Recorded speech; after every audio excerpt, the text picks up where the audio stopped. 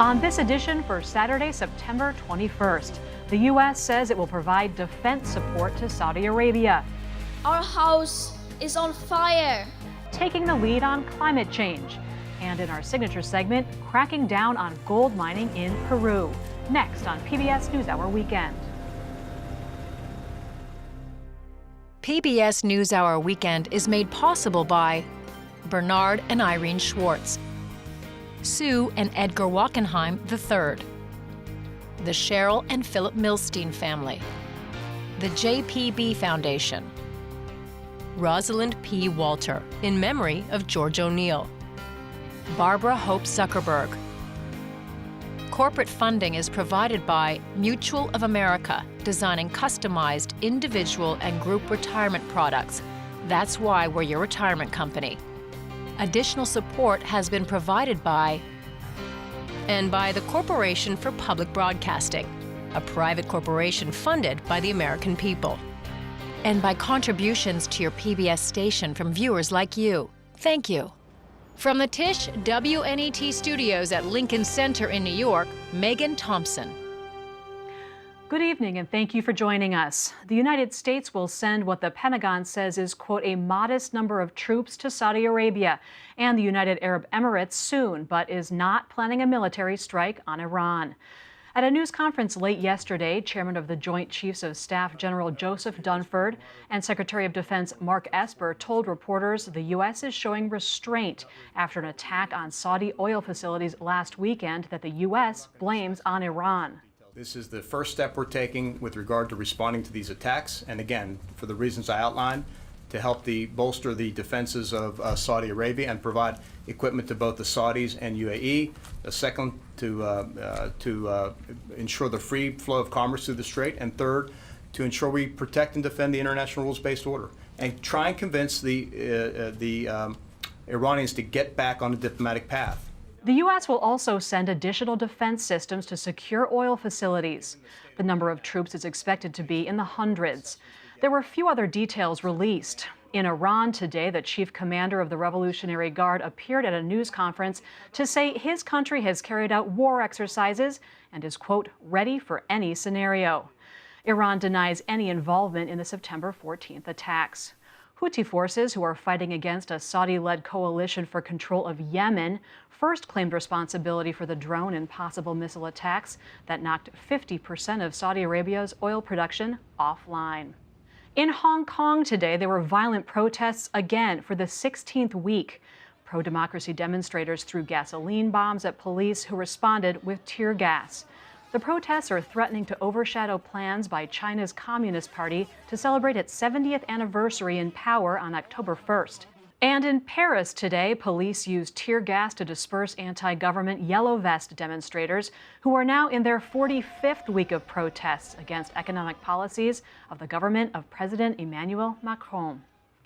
Dozens of injuries were reported today after a 5.6 magnitude earthquake struck Albania. A 5.1 magnitude aftershock soon followed, and witnesses reported damaged homes and power outages. The Albanian Prime Minister canceled a trip to the United Nations and returned home to assess the damage. Today's earthquake was the strongest to hit Albania in 30 years, according to the Defense Ministry. California, 22 other states, and several cities filed a lawsuit in federal court yesterday to stop the Trump administration from revoking California's right to set its own fuel emission standards. The suit against the National Highway Traffic Safety Administration charges that the move exceeds the agency's authority. Federal law sets standards for vehicle emissions, but California has been allowed to set tougher rules since the 1970s because it has the most cars and trucks on the roads. 13 other states, plus the District of Columbia, have since adopted California's tougher emission standards. In Massachusetts today, Congressmember Joe Kennedy III officially added his name to the list of Democrats challenging incumbent U.S. Senator Ed Markey. The 38-year-old grandson of the late Robert Kennedy announced his run at an event in East Boston. The neighborhood is where the political family first settled after arriving from Ireland more than a century ago. Senator Markey, who is 73, was first elected to Congress in 1976. Joe Kennedy was first elected in 2012.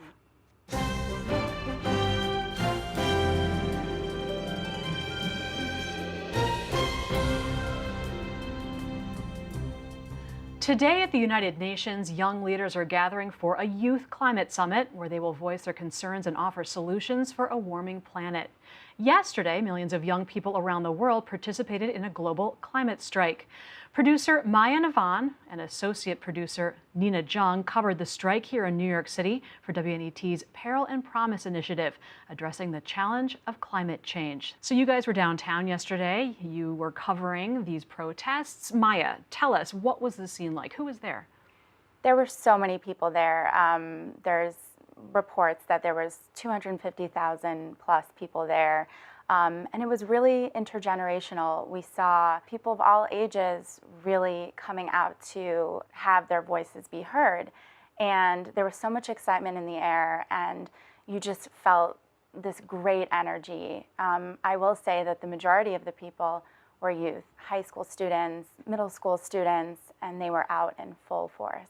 I assume you guys probably talked to some of the protesters. What kinds of things were they saying to you about why they were there? A lot of them mentioned Greta Thunberg being a huge inspiration and icon for the movement.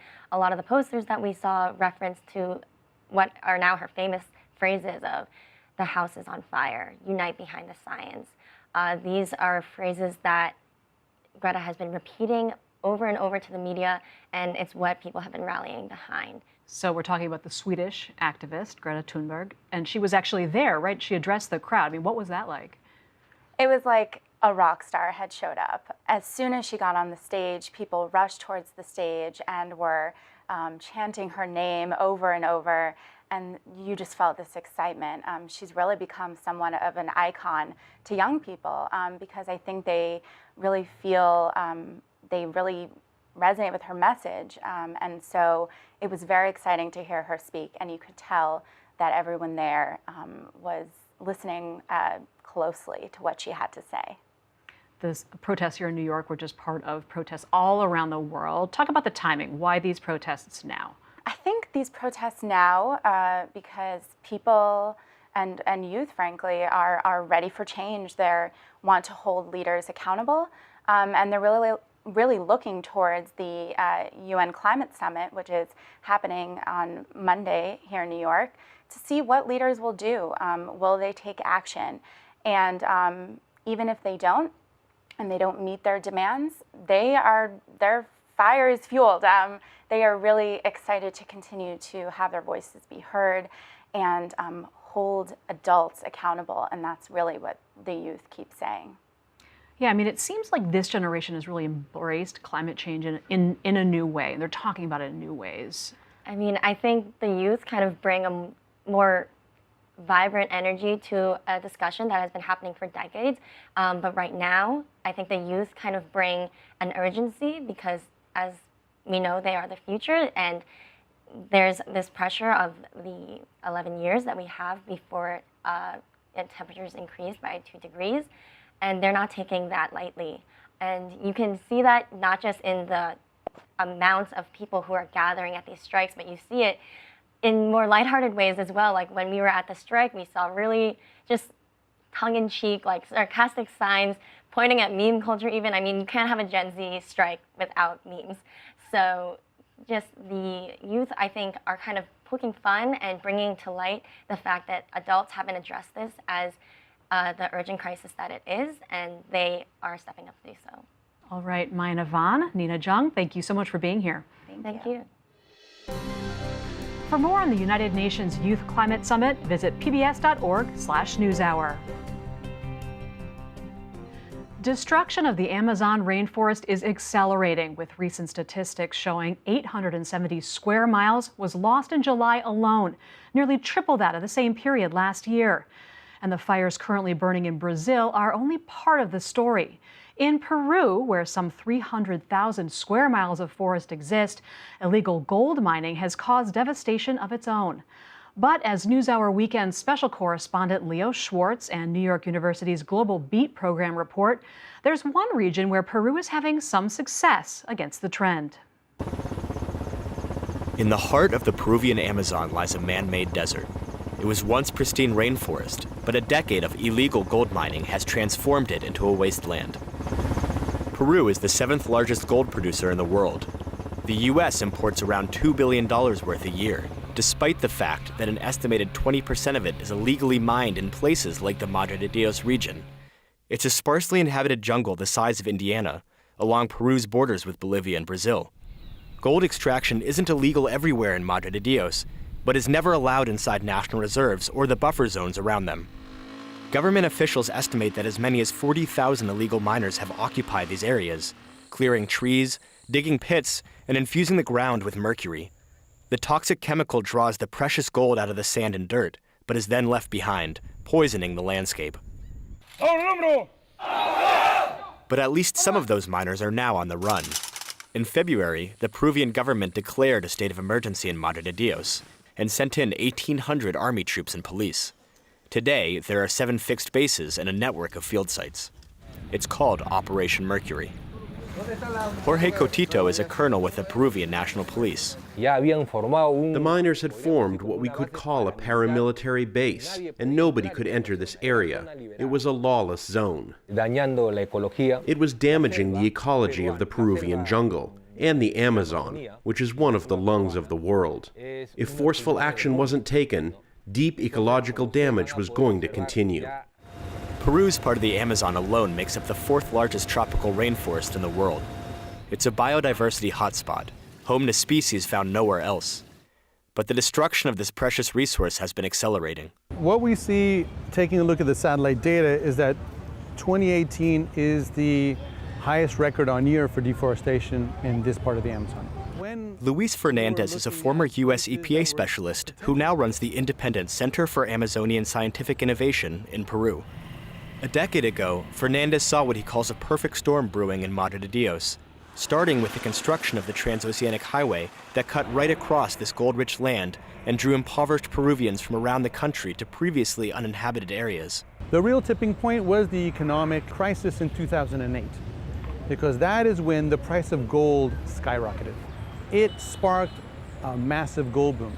So you have people flooding the area, going on a brand new road into an area that is supposed to not be habited. And then you had just weak local governance. Once those factors all came together and overlapped, then you saw like this massive explosion inside protected areas where you just never saw it before. With the influx of mining, entire settlements have sprung up, like this one along the highway. It exists only to serve miners and their families.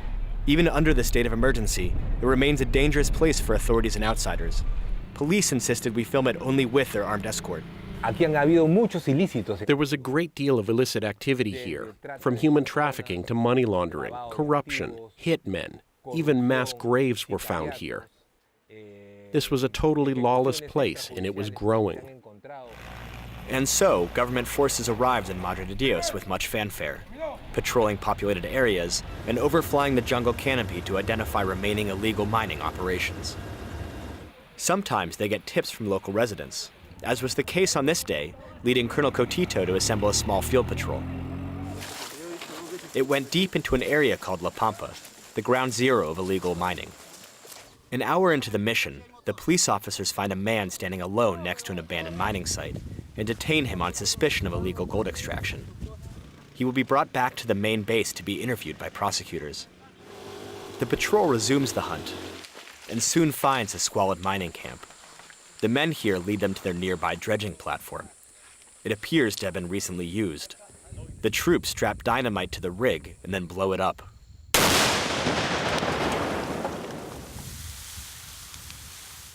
Back at the camp, the troops set fire to the huts and all of the miners' possessions. They hope to ensure that no one can mine here again. An environmental crackdown of this intensity is new for a country well known for corruption. The previous governor of Madre de Dios had been a gold miner himself and allowed the illegal industry to grow unchecked. But that all changed with the 2018 election of a new governor, Luis Hidalgo.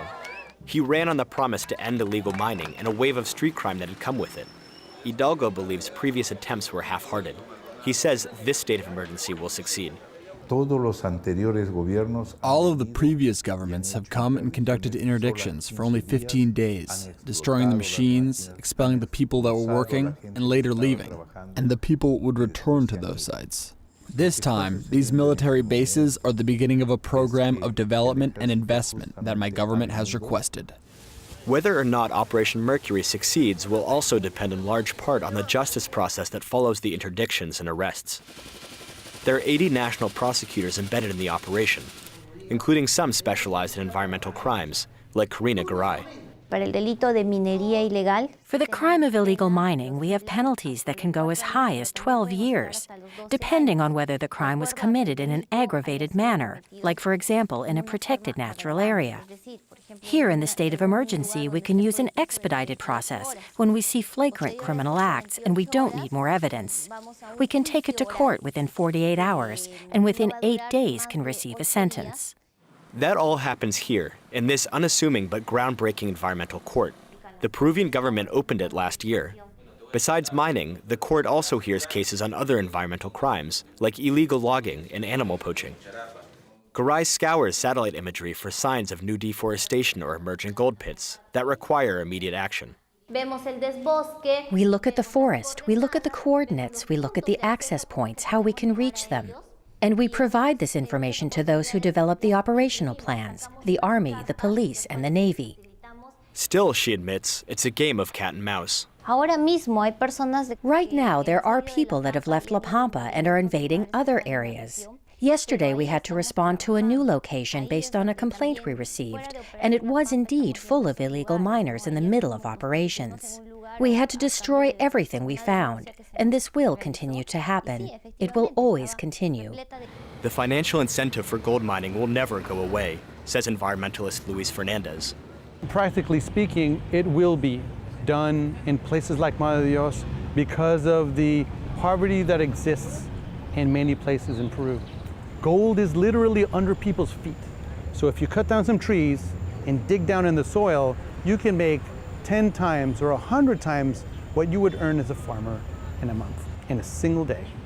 After 5 months of the state of emergency, there was some sign of improvement. New research based on satellite imagery shows the rate of deforestation connected to gold mining has dropped more than 90% compared to the same period last year. But even the government of Peru admits military might alone will not be enough to fully end illegal gold mining. In part 2 of this report, NewsHour Weekend will explore what else can be done to reform production, create new economic opportunities, and even restore the damaged environment.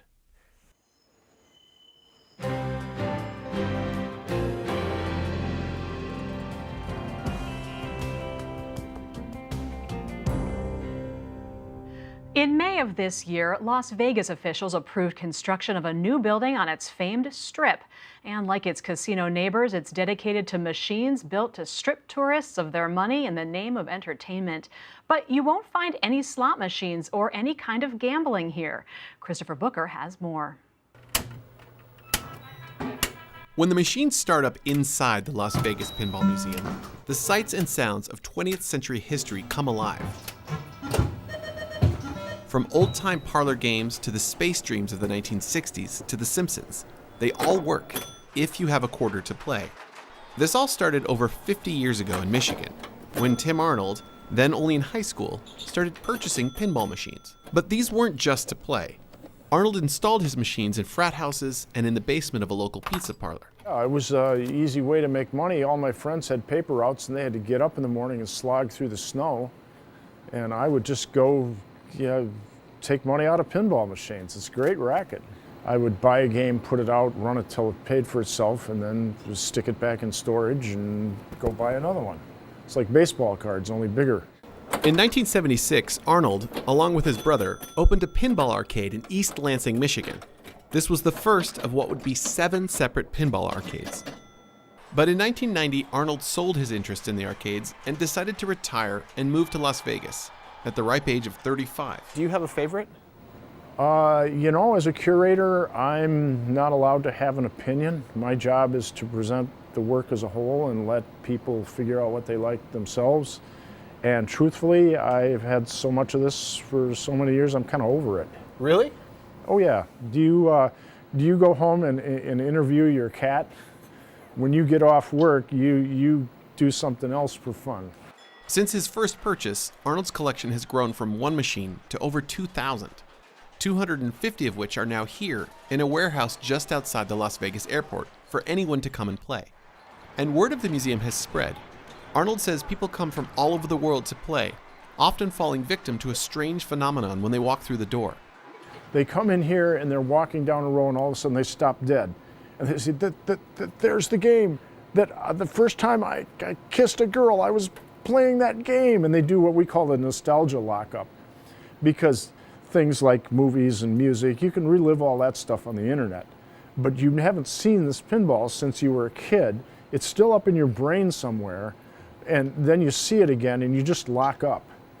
So we kind of like poke them with a stick and say, come on, come on, come on, go, go, go, go.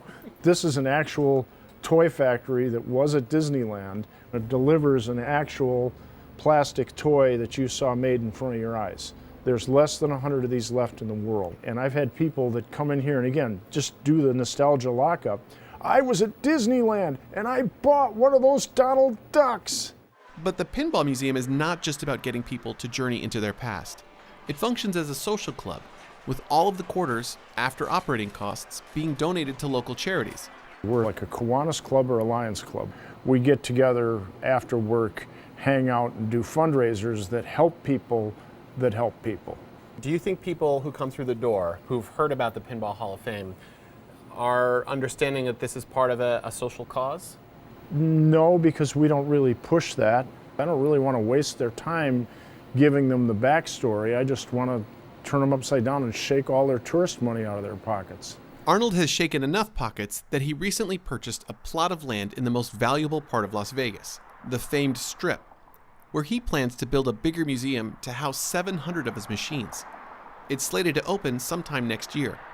It still amazes me that this stupid, backwards amateur pinball club could somehow end up owning space right across from Mandalay Bay, some of the most expensive real estate on earth. Somehow we're there.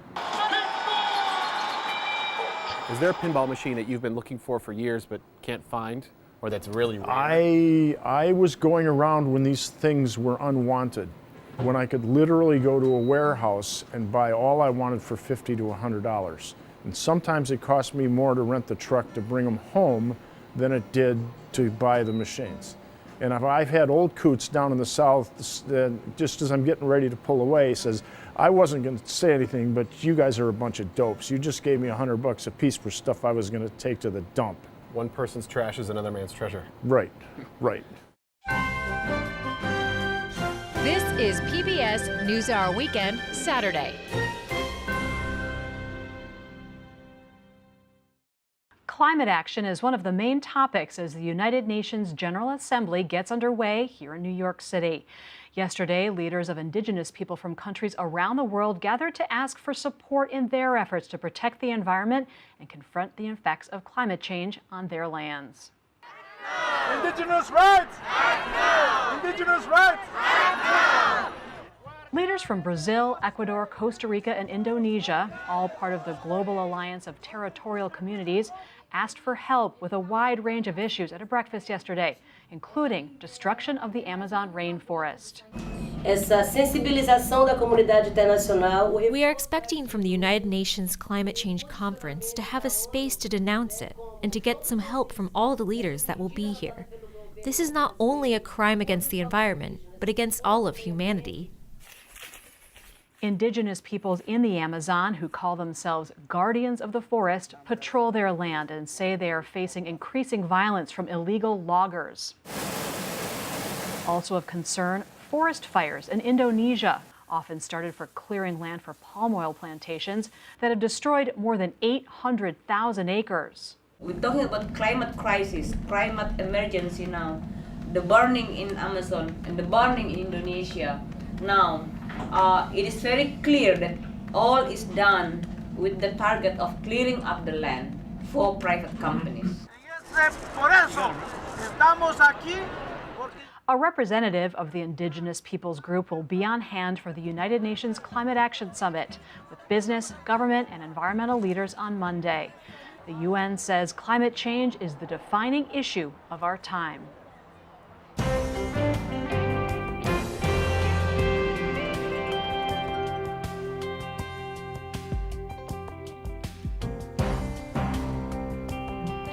On tomorrow's NewsHour Weekend, we'll have part 2 of our signature series from Peru, with a look at how environmentalists and the government are protecting and restoring vast areas of forest threatened by illegal gold miners. That's all for this edition of PBS NewsHour Weekend. I'm Megan Thompson. Thanks for watching. Have a good night.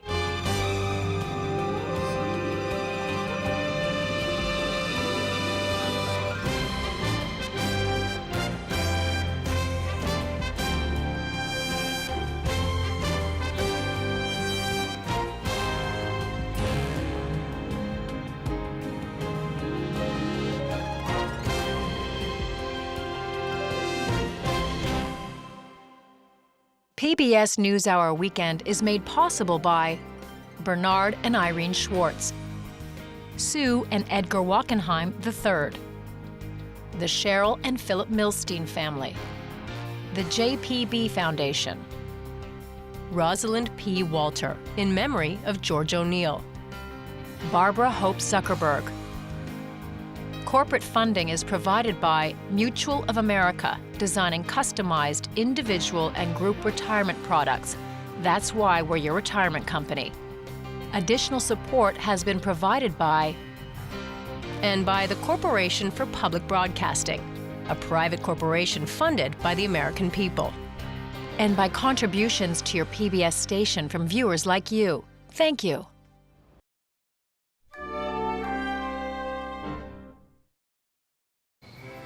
Be more PBS.